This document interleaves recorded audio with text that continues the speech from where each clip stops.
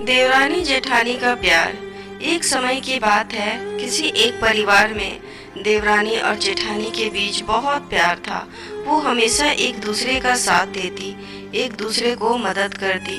लेकिन एक दिन देवरानी और जेठानी के बीच किसी बात को लेकर बड़ा झगड़ा हो गया और झगड़ा की वजह से बात इतनी बढ़ गई कि दोनों ने एक दूसरे से बात ना करने की और मुंह तक ना देखने की कसम खा ली और दोनों ही अपने अपने कमरे में चली गईं और कमरे के अंदर से दरवाज़ा बंद कर दिया।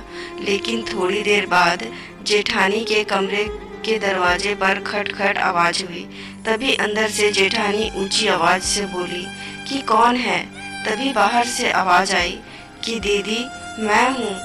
तभी जेठानी ने अपना दरवाज़ा जोर से खोला और देवरानी को सामने देखते हुए बोली, अभी तो बड़ी बड़ी कस्में खाकर गई थी कि कभी बात नहीं करेंगे, एक दूसरे का कभी मुंह तक नहीं देखेंगे, तो अब यहाँ क्यों आई हो। तभी देवरानी ने कहा कि दीदी मैं कसम खाकर तो गई थी कि हम बात नहीं करेंगे, एक दूसरे का मुंह नहीं देखेंगे, लेकिन मुझे माँ की कही एक बात याद आ गई कि जब भी किसी से लड़ाई झगड़ा हो जाए तो उसकी अच्छाइयों को याद करना।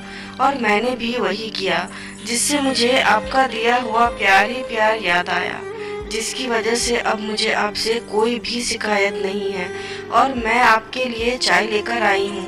तभी जेठानी के आंखों से आंसू आ गए और दोनों एक दूसरे के गले लग गए और बाद में दोनों एक साथ बैठकर चाय पीने लगे खुशी खुशी, जैसे कुछ हुआ ही ना था उनके बीच।